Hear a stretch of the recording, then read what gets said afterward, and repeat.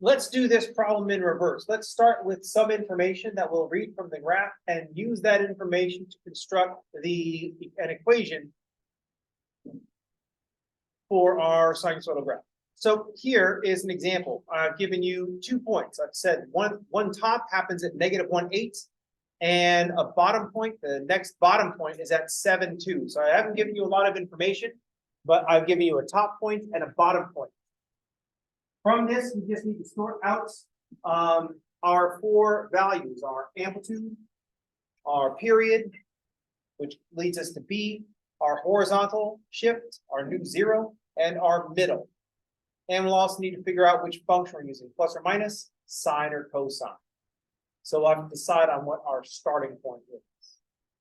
We're going to sort out vertical stuff, then we're going to sort out horizontal stuff. In the category of vertical stuff, we don't know what the amplitude is, but we know the top is at 8 and the bottom is at 2. So it's an amplitude from the middle to the top and an amplitude from the middle to the bottom. So the first thing we can sort out is that 2 amplitudes is 8 minus 2. That distance, 8 minus 2, is 2 amplitudes. So 2 amplitudes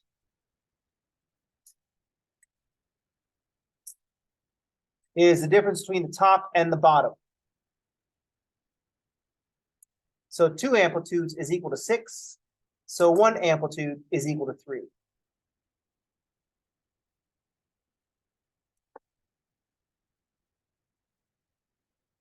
So we can see that our A is going to be 3 or -3, depending on where we decide to start it.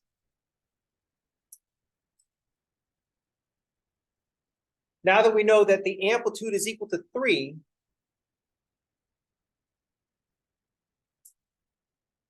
we can figure out where the middle is. So if the top is at 8 and the amplitude is 3, the middle will be at 8 minus 3, or 5.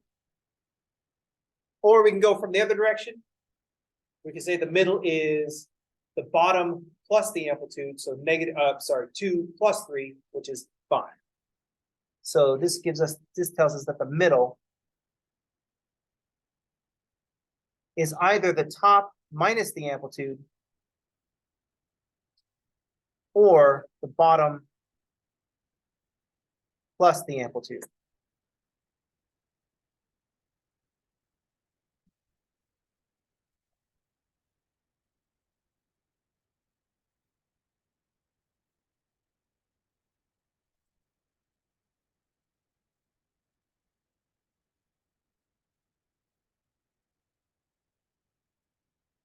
Up here, 2 times the amplitude is 2 times the top minus the bottom, or 2 times the amplitude is the top minus the bottom.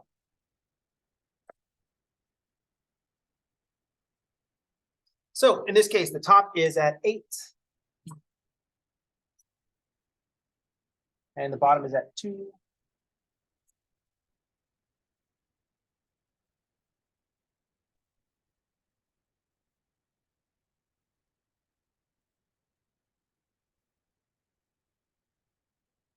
However we get there, the middle is at 5. Now that we know the middle is at 5, we know that D is going to be a plus 5.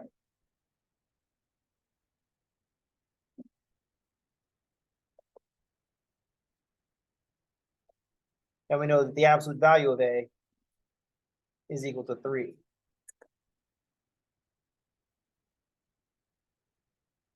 We have our vertical stuff sorted out. I know where the middle is. I know the amplitude because I had the top and the bottom. Instead of knowing the middle and the amplitude to get the top and the bottom, I use the top and the bottom to get the amplitude and then the middle. Next, I got to sort out my horizontal stuff, and we're going to start with the period. Now, I've got a top point at 1, and the bottom point is at 7. So I have the top point is at -1, and the bottom is at 7. So that's a difference of 8. But that's not 1 period. That's only half of the period because it went from top to the bottom. So 1/2 of the period is going to be 7 minus a -1 or 8. And that means that the period will be twice that. So the period is equal to 16.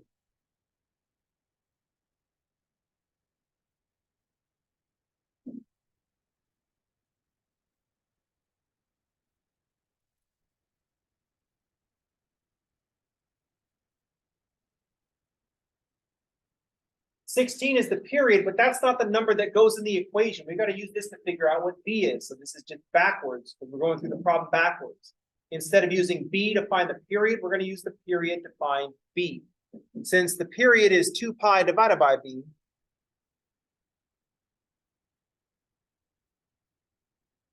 that means B is 2 pi divided by the period.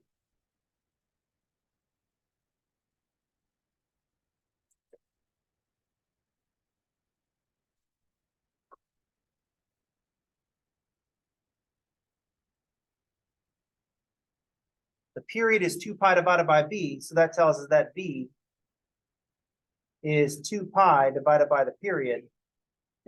In this case, is 16. So 2 pi divided by 16, drop a 2 out, and we get pi over 8.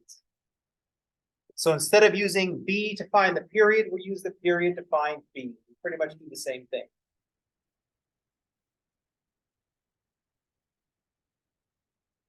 Next, we got to figure out what C is. And for that, we need to figure out what we want to start at, where we want to start.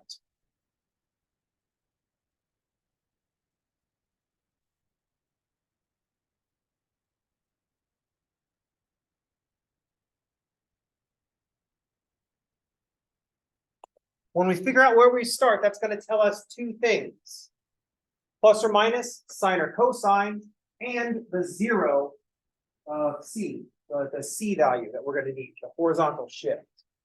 So let's start at this point, -1/8.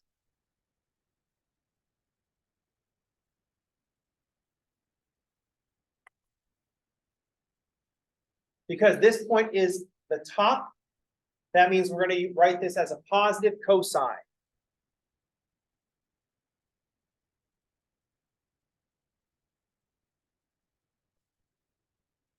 And since I've chosen this point at the top to be my start, I'm going to use positive cosine because it's a top point. And the x-coordinate C will be -1.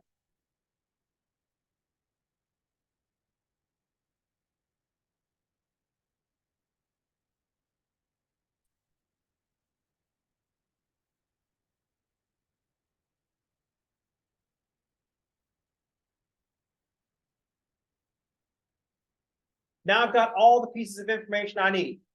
I've got the plus cosine. I've got the style of function I want to use. I've got my vertical shift, my amplitude, the period, and the horizontal shift. I've got all 5 things I need to write my equation.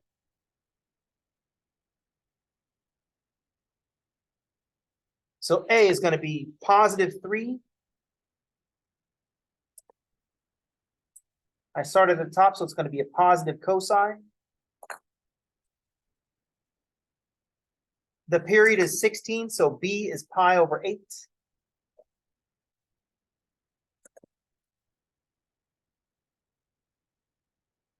We write x minus, and then whatever comes after x minus is the C, and C is -1. So x minus a -1.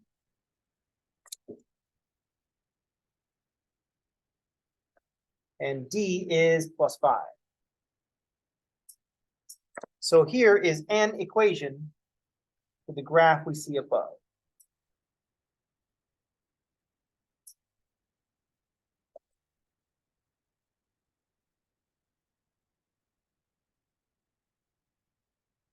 Note that I said this is an equation for the graph that we see above, because we made a decision that led us to a couple of these choices.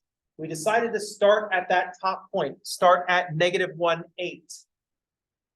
That told us what function to use, plus or minus, sine or cosine, and what C was equal to. But sinusoids are all the same. They could be sines and cosines. So I could read this if I figure out some more points, I could start anywhere I like.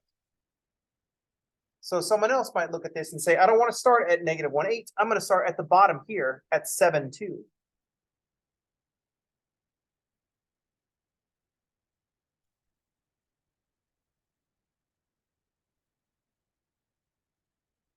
In this reading of the function, we're saying we're starting at the bottom. So we're going to read this as a negative cosine.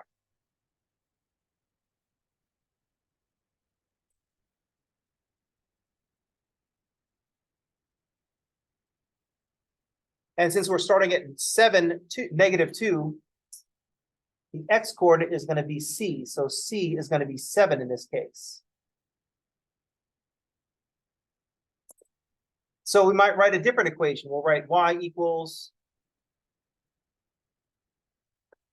we're writing this as a negative cosine. A is still 3. B is still pi/8.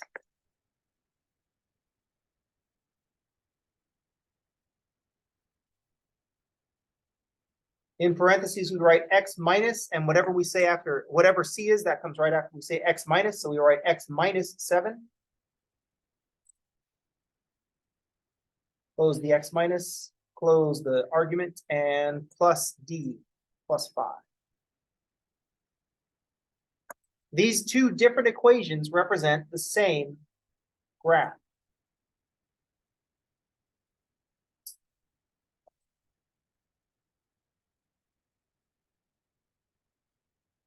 If we want to verify this, we could just go grab our graphing calculator.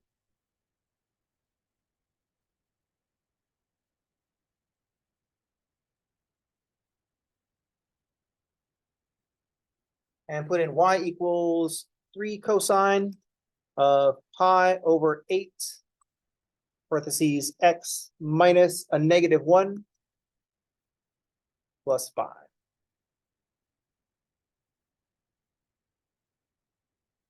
And then we could graph the other one, y equals -3 times the cosine of pi/8 times x minus 7 plus 5. And we can see the two graphs are just right on top of each other. So both of those equations produce the same graph.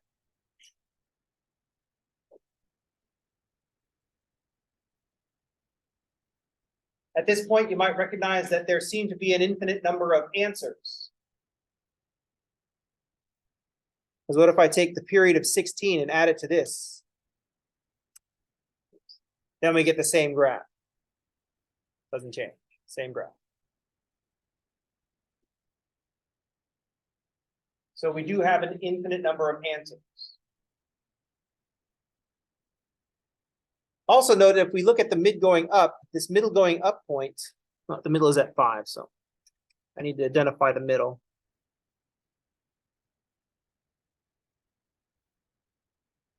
That middle going up point is at -5, 5. So if I wrote a new equation with sine,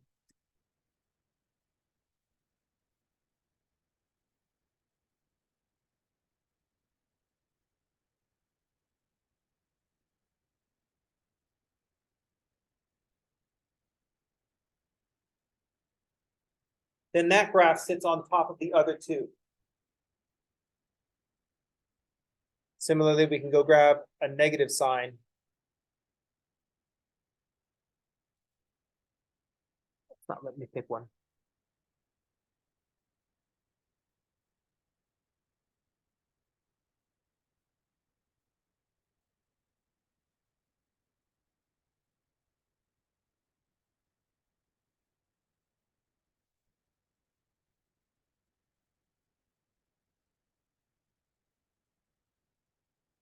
And we're back at the same graph. So we can write any sinusoidal function as a plus or minus sine or cosine. It just depends on what we choose to be a starting point. So we kind of have an infinite number of answers. Whichever you pick, plus or minus sine or cosine, the best one to pick is probably the one starting point that's closest to 0. So this -5, the -1, this 3, which is not letting me pick, and this 7. Those might be our best choices. But if you didn't want to be one of those Brittany and Justin wannabes, you could say this is the start and have a horizontal shift of 28 or 23 on your negative cosine. And it would be the same graph.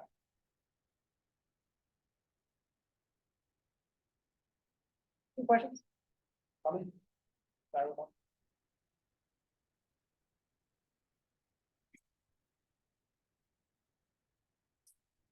That would certainly be weird. I don't know if we would go so far as to say that that's the cool way to do it. So I don't think this is math. There's not a cool way to do it. So I don't think you're going to impress anybody with your coolness and how you do math. All right, that's going to do it for today. I'll see you all on Wednesday, and we will practice more. Given a graph, find the equation. Given an equation, find the graph. That's it for today. I'll see you all on Wednesday. Everybody have a good couple of days, and thanks for playing.